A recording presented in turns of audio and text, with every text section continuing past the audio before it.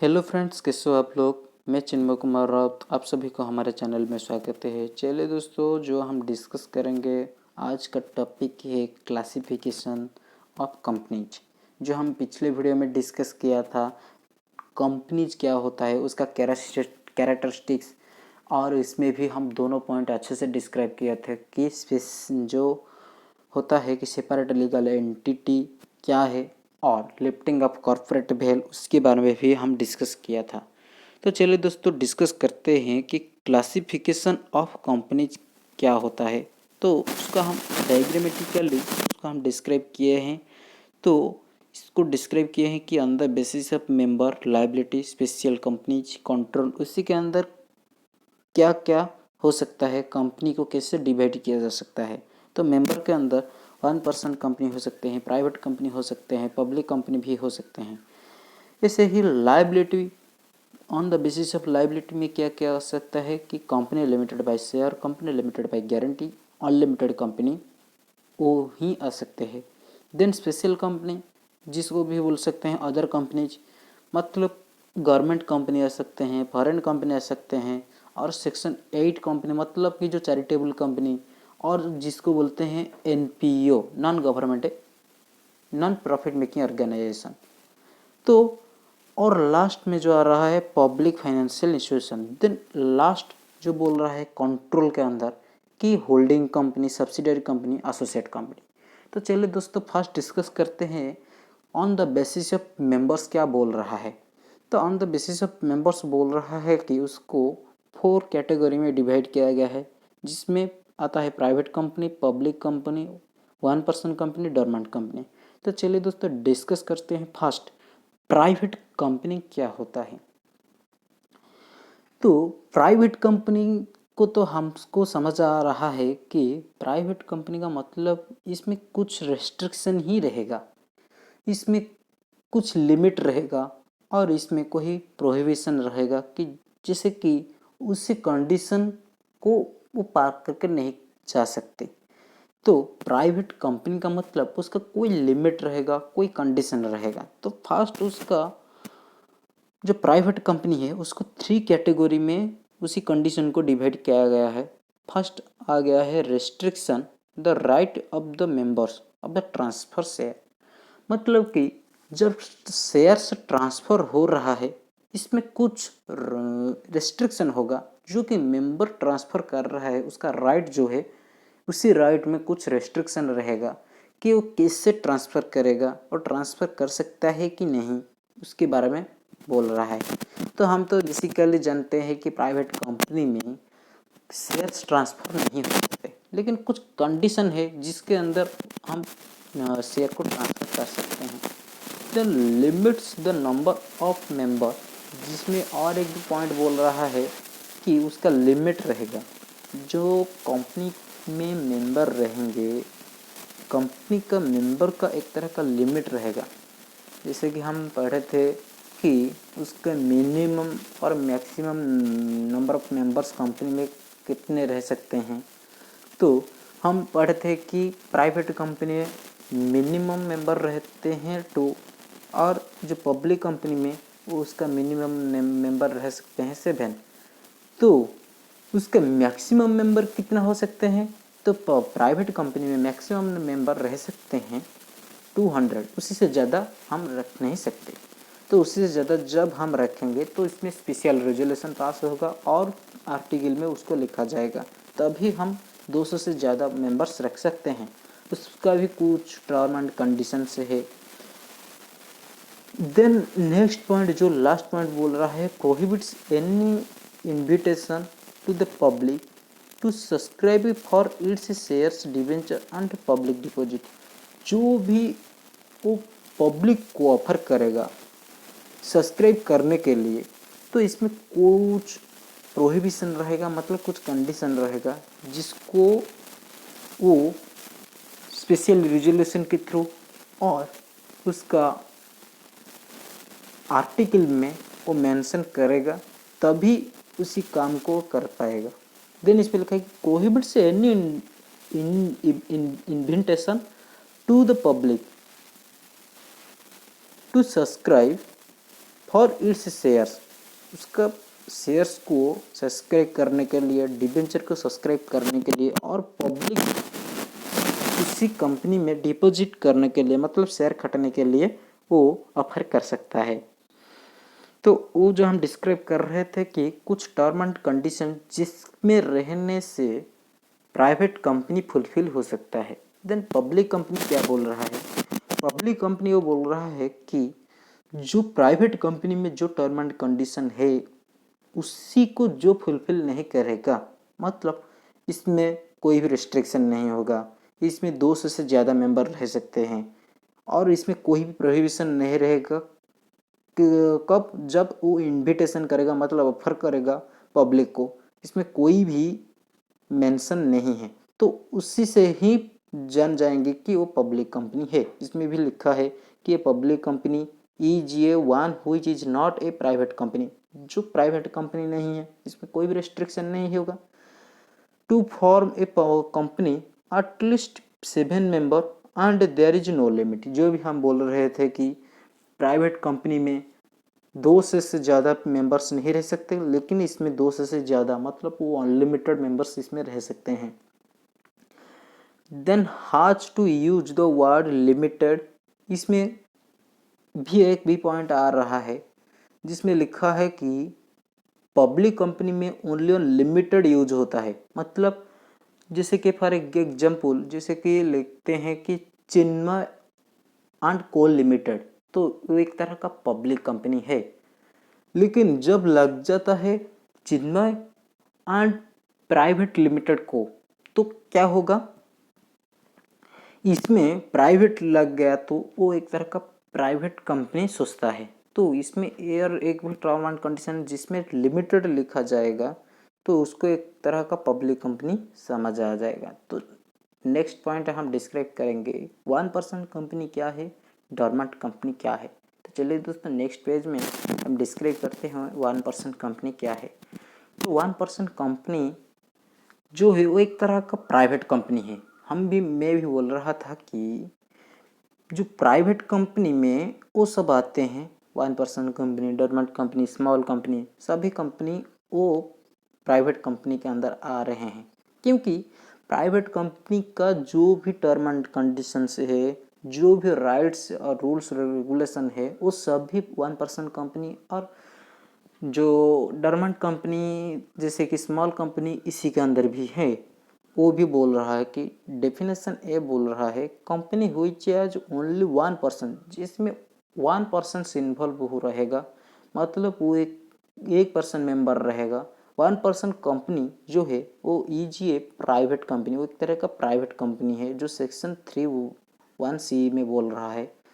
Only natural person, मतलब कि जो नेचुरल पर्सन से है वो इसमें इन्वॉल्व रहेंगे। Who is an Indian citizen, जो कि इंडिया का सिटीजन है और एक रेसिडेंट पर्सन है, मतलब वो 182 डेज हमारा इंडिया में रहता होगा, मतलब कि जो इनकम टैक्स एक्ट में जो उस रेसिडेंट बनने के लिए जो भी टर्म एंड कंडीशन है उसको फुलफिल करना होता है। Resident in India can became a member और नॉमिनी, वो एक तरह का मेंबर बन सकता है और वो भी नॉमिनी हो सकता है। इसमें और भी पॉइंट लिखा है कि no person can incorporate more than one OPC, जो पर्सन्स वन ओपीसी से अनदर ओपीसी, मतलब कि वो 2 ओपीसी बना नहीं सकता, मतलब 1% कंपनी 1% ही बना सकता है, 2 बना नहीं सकता। और became nominee is more than 1% company, मतलब कि जो नॉमिनी हो सकता है वो भी और कोई भी दूसरे कंपनी की 1% कंपनी का नॉमिनी नहीं बन सकता, तो वो बोल रहा है।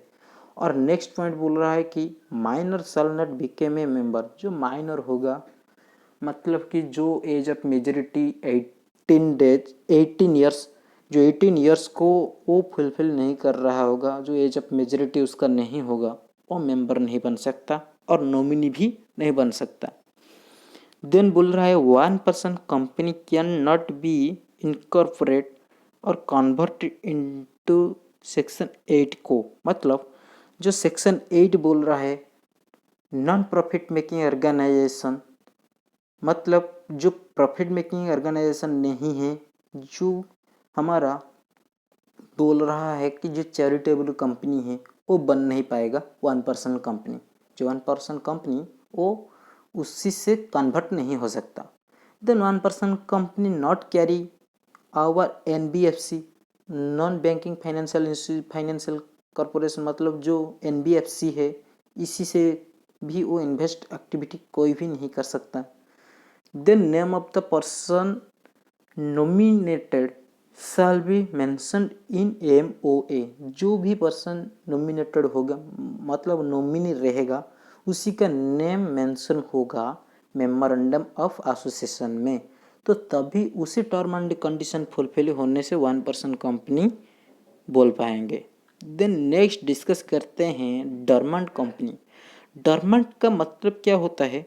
जो पर्सन साइलेंट है, जो कंपनी साइलेंट है, मतलब वो कोई भी वर्क एक्टिविटीज काम नहीं कर रहा होगा। मतलब company formed and registered under this act for the future project or to hold an assets or intellectual property has no significant accounting transactions। इसमें भी लिखा है कि silent feature of a dormant company, जो कि साइलेंट फीचर बोल रहा है, मतलब जो कंपनी फॉर्म्ड हुआ है लेकिन वो कोई भी ट्रांजैक्शन नहीं कर रहा है, वो सिग्निफिकेंट अकाउंटिंग ट्रांजैक्शन कोई भी नहीं कर रहा होगा, तो उसी को बोल रहे हैं डॉर्मेंट कंपनी। देन उसका नेक्स्ट लिखा है कि इनएक्टिव कंपनी, जो कि एक्टिव नहीं है, मतलब जो डे टू डे दुनिया में जो कोई भी काम हो रहा है उसी के साथ वो नहीं चल रहा होगा, टाइम टू टाइम वो अपडेट नहीं रहा होगा, तो उसको बोलते हैं inactive company. Company which has not been carrying any business operation, जो कंपनी कोई भी बिजनेस ऑपरेशन कैरी नहीं कर रहा होगा, has not made my any significant accounting transaction during the last 2 financial, तो 2 साल बिफोर, जो 2 फाइनेंशियल ईयर्स में वो कोई भी अकाउंटिंग ट्रांजैक्शन नहीं कर रहा होगा। Then has not filed financial statement, कोई भी फाइनेंशियल स्टेटमेंट का रिटर्न फाइल वो नहीं कर रहा होगा, तभी उसको बोल पाएंगे इनएक्टिव कंपनी, वो भी डॉर्मेंट कंपनी को सोचता है। देन सिग्निफिकेंट अकाउंटिंग ट्रांजैक्शन, जो भी हम बोल रहे थे, डिस्कस कर रहे थे कि significant accounting transaction means any transaction other than payment of a fee by a company to the register, मतलब जो रजिस्टर को ऑफिस को कोई भी फीस नहीं पेमेंट कर रहा होगा। Then payment made by it to fulfil the requirement of this act or any other law, जो भी उसी लॉ को और उसी का जो रिक्वायरमेंट है उसको फुलफिल नहीं कर रहा होगा। Allotment of shares to fulfil the requirement of this act, मतलब कि उसी कंपनी को कोई भी शेयर्स ज़रूरत हो तो वो अलॉटमेंट नहीं कर रहा होगा। Then payments for maintenance of its office and records, उसका जो ऑफिस का मेंटेनेंस और उसके ऑफिस का रिकॉर्ड के लिए, मेंटेनेंस रिकॉर्ड के लिए कोई भी पेमेंट नहीं हो रहा होगा, तो वो सभी टर्म एंड कंडीशन फुलफिल होने से हम उसी को बोल पाएंगे कि एक तरह का डॉर्मेंट कंपनी। तो डॉर्मेंट कंपनी कैसे हो सकता है? जिसको बोलते हैं साइलेंट फीचर्स, मतलब उसका साइलेंट और काम कर रहा होगा, मतलब उसका कोई भी ऑपरेटिंग एक्टिविटी नहीं हो रहा होगा और वो भी उसका ट्रांजैक्शंस भी कोई नहीं हो रहा होगा, मतलब उसमें भी रिटर्न फाइल नहीं कर रहा होगा। देन नेक्स्ट डिस्कस करते हैं on the basis of liability. Liability का मतलब कौन पर्सन कितना लायबल रहेगा, मतलब इसमें 3 कैटेगरी में डिवाइड किया गया है कंपनीज को, जैसे कि company limited by share, company limited by guarantee और अनलिमिटेड कंपनी। देन उसी को डिस्कशन करने से हमारा वीडियो ख़त्म हो जाएगा। देन जो अदर पॉइंट्स है उसको हम अनदर डिस्कशन करेंगे। चलिए दोस्तों, फर्स्ट डिस्कस करते हैं कंपनी लिमिटेड बाय शेयर क्या बोल रहा है। कंपनी लिमिटेड बाय शेयर बोल रहा है कि जो भी मेमोरेंडम ऑफ एसोसिएशन में मेंशन रहेगा, जो भी उसका लिमिट है, कंपनी में जो मेंबर होते हैं उसका जो लिमिट रहेगा वो हमारा मेमोरेंडम ऑफ एसोसिएशन में वो रहेगा कि वो पेड अप कैपिटल कितने रहेगा, वो कितने पेड करेंगे, तो वो जो मेमोरेंडम ऑफ एसोसिएशन में मेंशन रहेगा, तो जितना रहेगा उतने ही पेमेंट करेंगे मेंबर्स। तो इसमें लिखा है कि a limited company is one in which the liability of the member is limited. The liability of the member is limited to the amount if the unpaid on share, जो amount paid नहीं हुआ है, जो shares paid नहीं हुआ है, इतने ही तक वो पेमेंट करेंगे, उतने से ज़्यादा पेमेंट नहीं करेंगे, जो कि मेमोरेंडम ऑफ एसोसिएशन में मेंशन रहेगा। देन नेक्स्ट बोल रहा है कि company is limited by guarantee. वो बोल रहा है कि दोज कंपनीज, जो कोई भी कंपनी में आर रजिस्टर्ड कंपनी, जो रजिस्टर्ड कंपनी है, in which the liability of the shareholders, जो उसका मेंबर है उसका लाइबिलिटी कितना रहेगा, जितने ही वो कंट्रीब्यूट करेंगे, वो रजिस्टर्ड में जितने ही एग्रीमेंट में जितने ही भी वो कहते थे कि मैं इतने पेमेंट करूँगा, जो भी मेंशन रहेगा कंट्रीब्यूट करने के लिए to the assets of the companies in the event of the company, जो कि कंपनी का कोई भी इवेंट होगा तो उसी का असेट्स के लिए और उसी के उसी के असेट्स को पेमेंट करेंगे कंपनीज को, जितने ही शेयर होल्डर्स वो एग्रीमेंट में साइन किए थे। वुड ओन्ड ऑफ, जब कंपनी ओन्ड अप मतलब कि कंपनी जब, और एक भी पॉइंट बोल रहा है कि जब कंपनी क्लोज हो जाएगा, मतलब कंपनी जब वाइंडिंग अप के लिए आ गया है, तभी मेंबर के लिए जो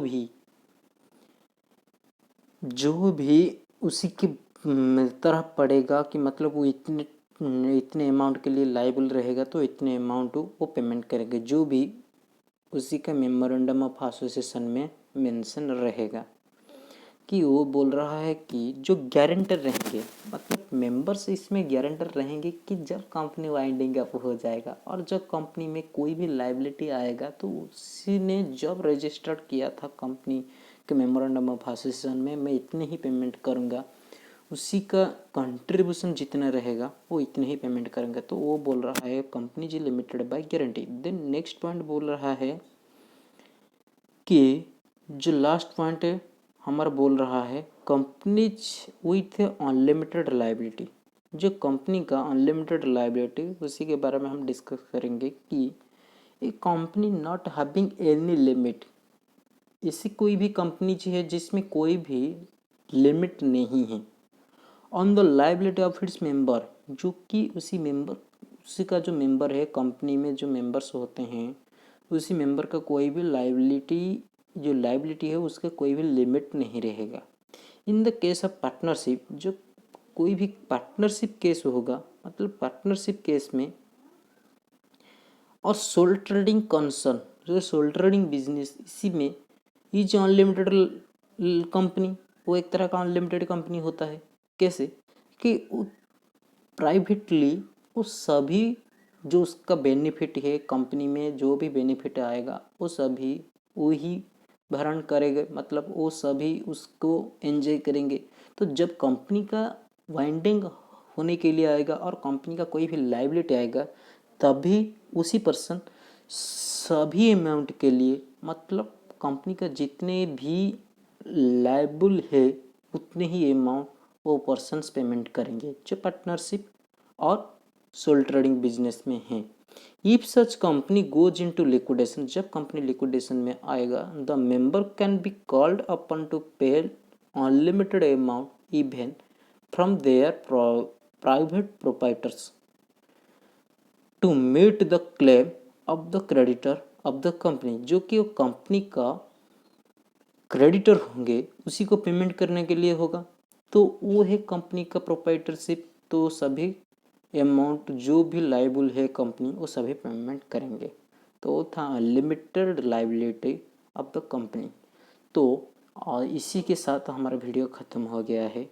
तो अगली वीडियो में हम डिस्कस करेंगे जो नेक्स्ट बचा हुआ पार्ट, जो हमारा टाइप्स ऑफ और काइंड्स ऑफ कंपनी के अंदर आ रहा है। तो थैंक यू दोस्तों for watching our video. Like कीजिए, कमेंट कीजिए एंड सब्सक्राइब कीजिए। थैंक यू दोस्तों।